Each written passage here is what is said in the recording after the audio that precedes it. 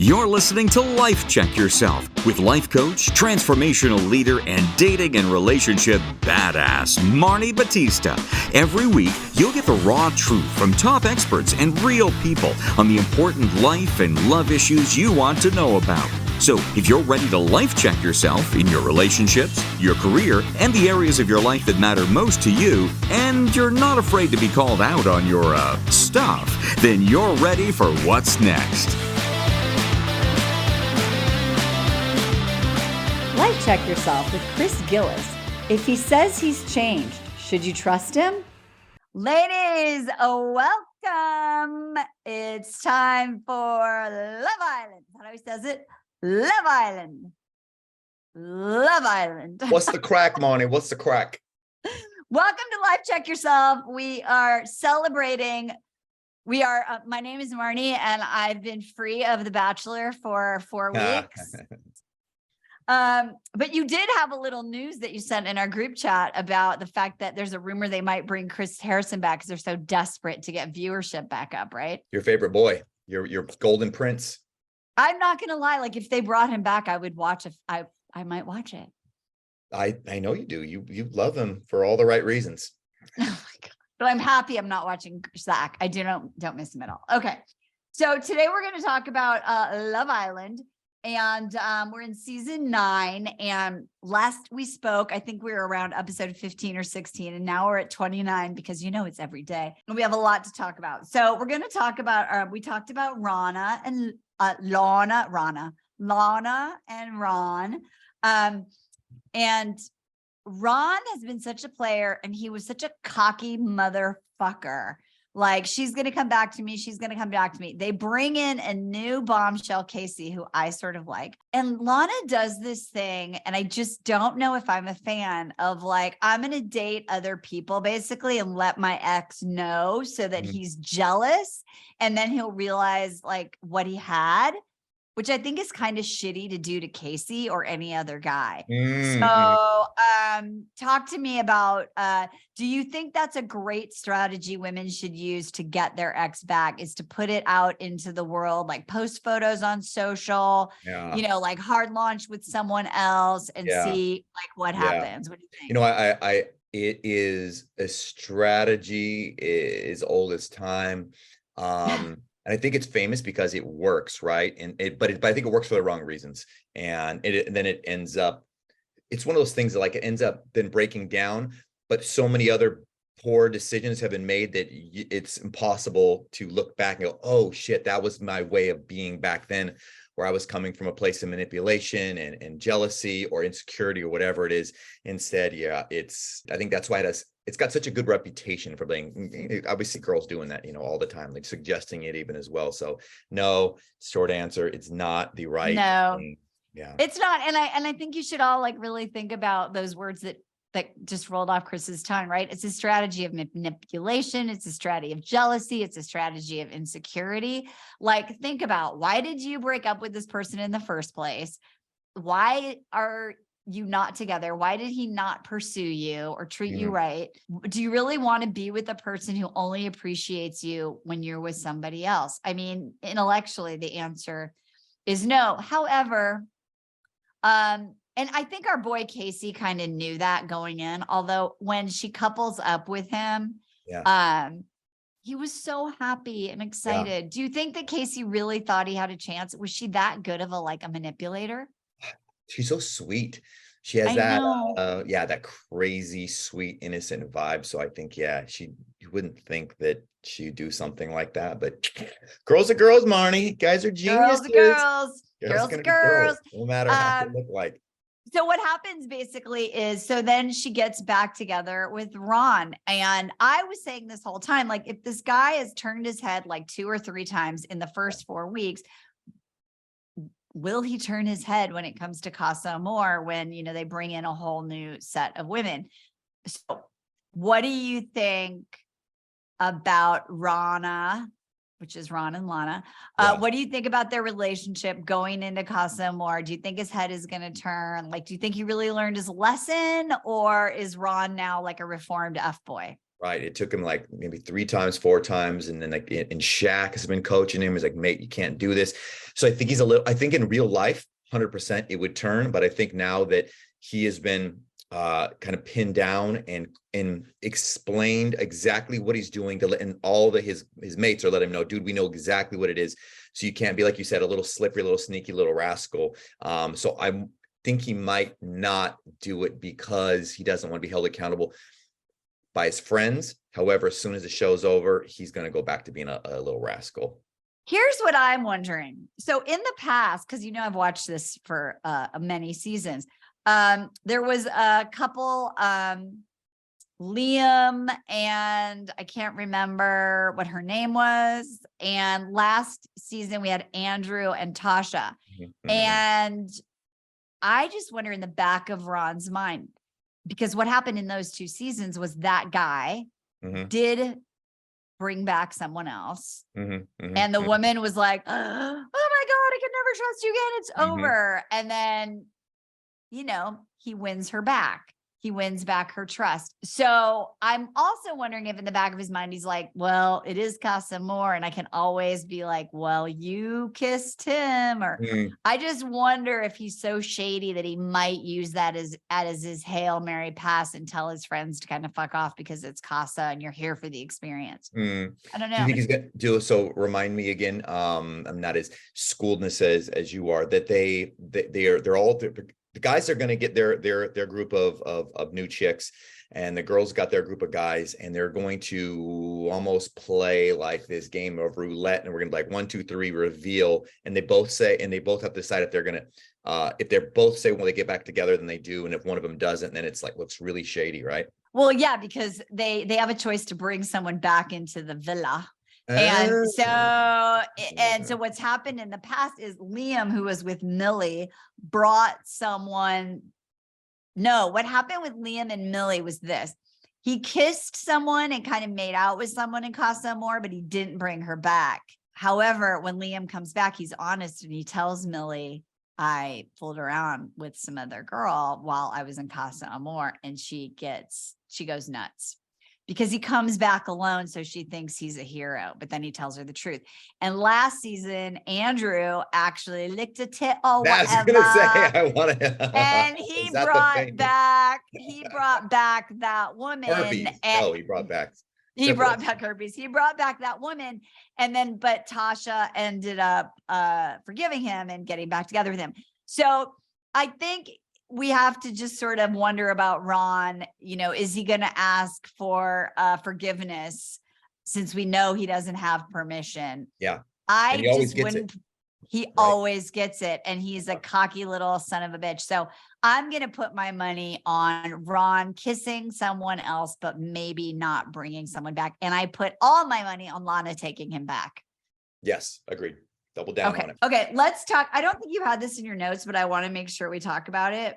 We talked about Tanyelle last week, how she was like a little aloof, very guarded, a slow burner, and she ends up getting eliminated, right? And I think that's a really interesting thing of like, if you are such a slow burner and you don't create a connection and a guy's out there dating and he meets someone else, it kind of doesn't matter how amazing you are. He's not going to be able to ever really get the time to know you because it's too much work. And I thought it would be great if you just talked about, for a quality guy who's ready for a relationship, if someone's really playing hard to get, if they keep their cards close to the chest, if you can't figure them out, if they're not really making you a priority, does that work? Like, is that a good strategy? Was the Tanyelle thing a one-off, or do you think that's just what happened? No, I'm really glad. I'm glad we should have wrote that down. Definitely worth revisiting because it's one of those things where you see how she wants to project that, that she's unique and she's special and she's wonderful. And she does in the end appear to be, all those things other than just I'm so hard to pin down. But gals, if you are going for that high quality guy, like Marni was saying, that the person that your girlfriends would also like to date, well, then you gotta be real with yourself and say, hey, I bet you not just my girlfriends, but I bet there's other gals doing it as well. And so she's kind of on, glad you brought her up. She's kind of like an archetype of that opposite of the person who's always available. She makes herself so hard to spend time with and to get to know and to have any sort of connection with. And then eventually, babe, there's somebody who's going to try. You know what? This made me think of this. Gals are always complaining. All the tall guys are gone. All the tall guys are gone. And sure enough, yeah, you know, as you get older, they get less and less of them. The tall guys they always get swept up by these like 5'2" little fiery cracker, little aggressive, little, hey, I'm Jessica, and you know, and they run up there and they're like, you're my man, and they're guys like, okay. Next thing you know, they're married, have kids, but they're so assertive and they really put themselves out there and they're ballsy. It's like the ballsy chicks, right?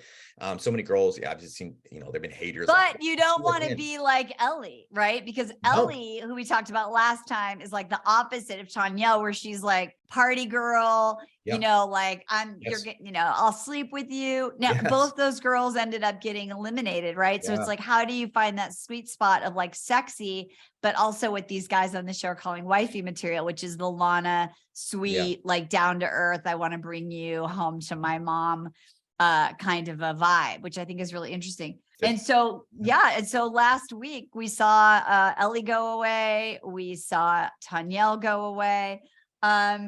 So let's talk about Tanya and Shaq, because they seem to be having a disagreement. And like all good couple disagreements, after a while, I don't even literally remember what they're fighting about. I think it was that she didn't like the way he acted. And instead of telling him, she brought in her friend, who was the receiver of his mistake.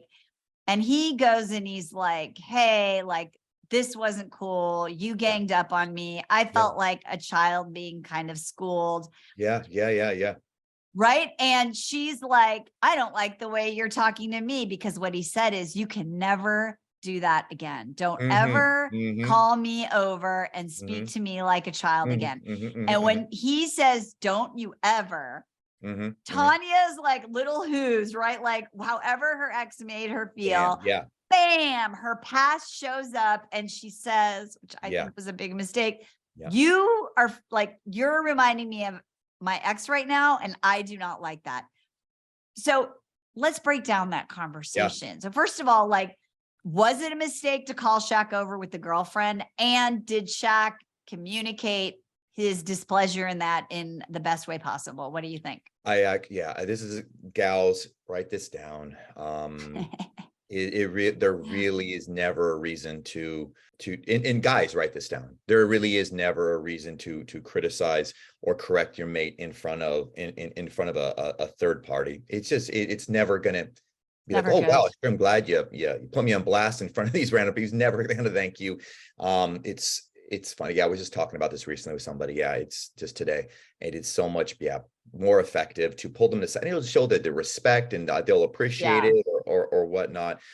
It's an easy mistake to make. He tried to let her know, like, I don't think he meant to be like, I think his never and ever is, you know, these strong words were like how much it hurt him. And that's how guys sometimes came across. It hurt, probably sounded controlling, and now you're restricting the way she can communicate or whatnot. And in the end, I don't think they were fighting about two different things, but in general, guys, when they piss you off, and it's going to happen, especially if you are a fast burner like them. Remember, they were saying they love each other really quick. After a week. Even don't do it. I'm starting to get on the Shaq train. He was annoying me a little.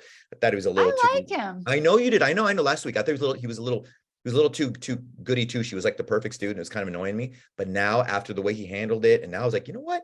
I thought he did a great job, and I liked the way he handled it. And he asked her to hold her, you know, emotions and not to interrupt, because you could, you know, she's a fiery, feisty person. Fun way to get a good word. It's acceptable. And I think he did a great job kind of setting the tone. And in the end, she seemed to understand at least where he was coming from. Maybe not necessarily get his message, but like, okay. Well, so here's the thing. So I think he could have articulated it a lot better. I think he didn't like I don't think he was precise about the part that really hurt him, which was the, like what you just said, don't call me out like in front of other people. So therefore I don't think she received it very well.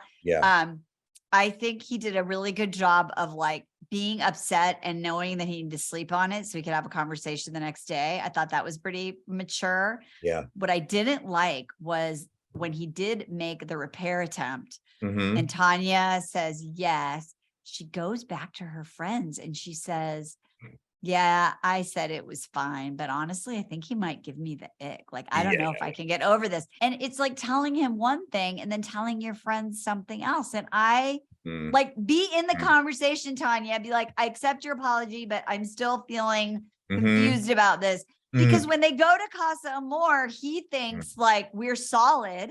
Yeah. And she's like telling the guys at Casa Amor, the new guys, like, yeah, I'm in a couple with Shaq, but like, I'm kind of open, like I'm not happy. And so I think you need to finish those dicey conversations to completion. Otherwise, resentments and problems linger.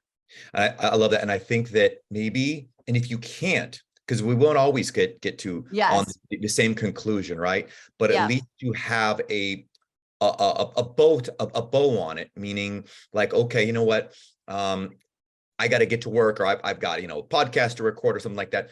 I'm going to pause on it and let him know. And I'm still having some, troubles digesting this and this and this. Yes. I love you. And we can resume this when I'm back online at, 8 p.m. or tomorrow morning. Let's go for a walk and let's chat it out a little bit more versus giving that feigned resolution, just because you want to hurry up and be on his page or feel that there's, just kind of sure, I agree with you. And you're like, right, back to compatibility. Yeah, no, I think that's a really great strategy. And I love that. And I know the Gottman Institute is a big fan of, which is a relationship organization, a fan of like putting a time on it. Let's talk in 20 minutes. Let's talk tomorrow. Like, and then having that revisit. So I think that's great. Okay, let's talk about Will and Jesse. You said, is it okay if you love him more than he loves you? I think they both like love each other. Like they're both like, I can't believe she likes me. I can't believe he likes me. However, I think Will is getting a little like he went from Mr. Insecurity, where do I fit in? And now at Casa Amor, he's sort of like, hey, like, like maybe I have more options than I thought I had. And I'm seeing Jesse sort of like, I mean, I'm one episode behind you, but Jesse sort of still being chill. In the past, there have always been one or two couples that has made sort of an agreement officially or unofficially where the guys or the women don't sleep in beds and they just sit out Casa Amor. Yeah. There's just like, I'm there for my people, but I'm not interested. Yeah. I thought Will and Jesse would do that, but it seems like they're kind of exploring their options. What do you think about that? Do you think? I love that question, Marn, because I think when we get in a relationship and we're afraid of getting hurt, right? And we're afraid of overextending, and we're going to these places and we're sharing our V card, our vulnerability card. And a lot of times it's new to us. And we are, imperfect and insecure still. And especially the more we like him or her, then the scarier it is, the higher we're getting on this, on this tightrope, higher and higher. And I think it's natural to be afraid, and then to be wonder like, oh crap, do I like her more? Am I more committed as she is in our Casa Amor of dating or the apps or whatever? Yeah. Oh, did they delete? I met them on Bumble. Did they delete their Bumble app? Oh, maybe I should keep mine up. And you're playing this, this draw, again, back to like this roulette game. And I think I don't think we ever talked about this before, but I do think it's a real question that that it keeps us up, worries us about, am I being too vulnerable too quick? Does he like me more? And then should I slow down, wait for him to catch up with me? Because we've seen what happens when you go too far ahead, and the person's like Ron is like just sits back and scratches balls and doesn't make any effort and is kind of a shit bag. So I thought that was interesting. And I don't know, do you talk to this about with your gals about how to, I don't know, pace it? Is it like sales where you want to be 10% higher within I think that I think I always want people to sort of like look at the energy that he's bringing and meet their energy. And I think both of them on their dates, and they've had a lot of one-on-one dates and conversations, they seem to always be validating and verifying. I like you. Yes, I like you. I see a future. I would move to England. I would move to Australia. Like they're having these conversations. So this whole thing is interesting to me. So I am surprised that they're checking out their options, but I would be surprised if they go the distance with them. I think that like Will's going to kiss someone else. I know that for sure from a trailer. And I think he's going to feel crappy about it. I think that if someone likes you more than you like them, you want to check in with yourself and really figure out what's either in the way, or what you need to do to get on the same page. Because if you're really into someone and they never quite get there, you don't want to have to sell them on you. And he's probably not your match, right? If it's not progressing, if it's not going further. So, and Shaq and Tanya are the only ones who've said we're going to be exclusive. So I don't know. So I'm confused by Will and Jesse, to be honest. Do women think like men? Because, you know, oftentimes we're so, again, this is so scary for us in being in love and stuff. And we're oftentimes like, we want to be, I don't know, maybe you didn't know this, or I'm not saying, you know, this obviously doesn't apply to everybody, but I know a lot of my guy friends, they're like, man, I don't want her to know that I like her a lot. You know, I want to make sure that she's, you know, that Ziggy, he wants to talk about, he's a guy talk. Yeah, that I want to make sure that, you know, yeah, that I'm not going up higher than she is. It is a scary thing for guys. And even my buddy's dad told him, you know, he's like, son, he even told like, you got to make sure she likes you a little more than you like her. He's not great. He's old school, obviously. Not vulnerable guys.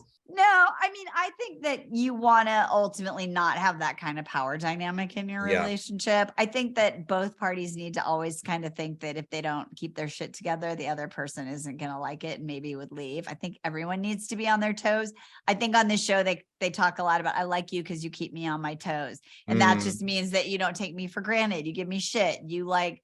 You demand respect, you know, and so I like that in a couple, like keeping each other on your toes. But I don't think like sort of like outpacing someone is really healthy to create emotional safety in your relationship. You know, you have to have that safety. Right. Okay. And you said it real quick, and I'll put a button on this a second ago. You said, you know, check in with yourself. And I think one of kind of my aha moments is, don't necessarily use the same scale of well, I, you know, made him whatever 3 sandwiches, and because maybe he gave you 3 back rubs, and that's and you know, because he knows that you love back rubs, and maybe you love him sandwich, you know, whatever that sort of thing is. So I think it's important that we're going to be loved in different ways.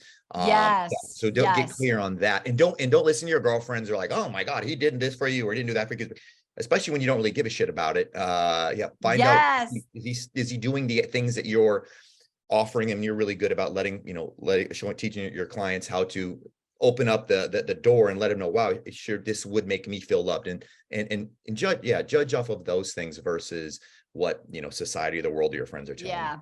I totally love that. Okay, last thing I want to talk about is I like my friend Casey, and this I think is a great like real life example. So basically, you know, this is the idea of like, we've been on 3 dates. I really like this person a lot. Should I keep dating?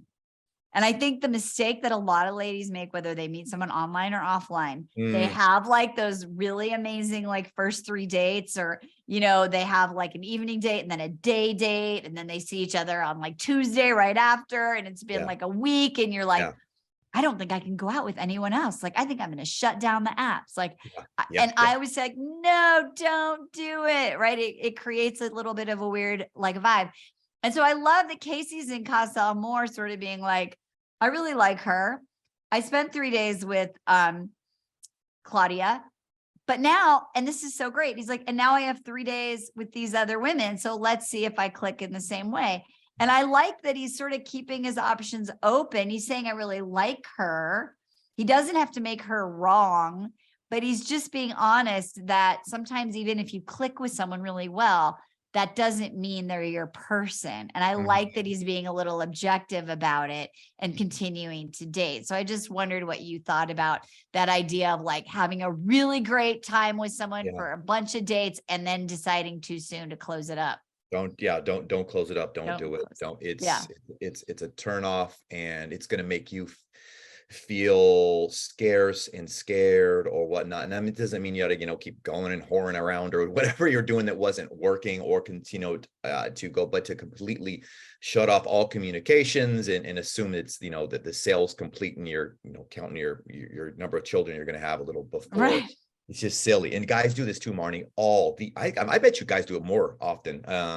That would be shocking to me. Wow. Especially when they get a certain age and they've been like, desperate. I've got some guys like, what are you? No, you had one date. Like, oh, I got to let her know and set the tone and show her. I'm like, no, that's setting the tone that you're a loser and nobody else likes you. Everybody needs to know that, like, you're choosing this person, right? Yeah. And so don't let your lack or your scarcity mentality, like, I've never done it, this is so great, I'm just going to don't let that drive your possibility, because your whether you know it or not, your energy, your juju changes, and the other person is going to feel like, it feels like we're suddenly not dating. It feels like you've sort of landed on me. And that can really create a different energy that might make someone get a little overwhelmed or back off or a little afraid. So I think you need to keep your options open until you've really decided. Absolutely. Yeah. And if you just, for the corporate gals out there, if you have, you're shopping yourself around, you have one really good job interview, it's going to be a multiple interview process, and there's different companies that want you. You don't automatically just blow them all off. Say, no, I know I'm going to nail this by the third one. No, you entertain them. You go out there, you see them, you compare them. You still do your best and show up here, but you have options. And when it comes time to negotiate, you feel powerful, in control, and you don't look back and you're not resentful and say, gosh, I wonder, what I did. If you're lucky enough and blessed enough to have these Casa Amor of opportunities go chat them up. What's the worst that can happen, right?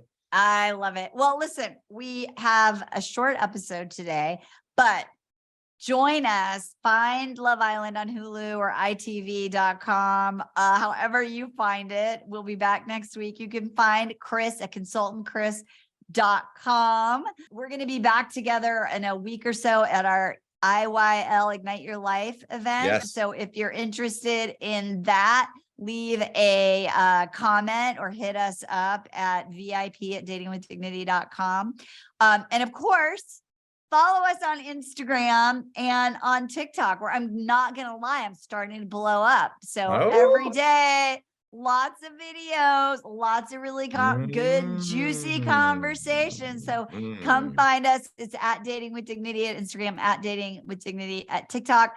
Come see us live at IYLVIP.com. You can How's your man panel looking? That's our man panel is, I just got someone amazing for the man panel. He's 56, super hot. When I saw him the other day, I was like, are you the hottest 56-year-old on the planet right now? He's single. Yeah. Just broke up with someone because she was too masculine and didn't. She'd never been in a relationship, never been married, never been engaged, didn't know how to start making the relationship priority. He's looking to get married before he's 60. So if you want to come meet Greg and see Chris, IYLVIP.com. It's going to be amazing. Let us transform your life. And we will see you next time. In the meantime, don't forget, life check yourself. See you next time. Bye-bye. Hey, thanks for tuning into today's show. So if being in an intimate relationship in which you feel 100% seen, heard, and accepted by a high caliber man is a priority for you right now, and you're interested in seeing if you're a fit for working with me and my team at Dating with Dignity, here's what I want you to do. Just head over to DWD VIP, that's D as in dating, W, D as in dating, VIP.com, and book a call to speak with my team. We'll get on the phone with you for about 60 minutes, and you'll get crystal clear on what's stopping you from finding true love right now. We'll also take a look at what you want to create, what you want your whole life to look like when you're able to finally be fully expressed as a woman in a healthy relationship with an incredible guy. And if we can help you get from where you are right now to where you want to be, we will show you the fastest path possible that makes sense for you to do that. We help smart, successful women all over the world solve this one missing piece in their life so they can finally have it all. So to see if we can help you do the same thing, head over to dwdvip.com. I'm Marni Batista, and let's talk soon.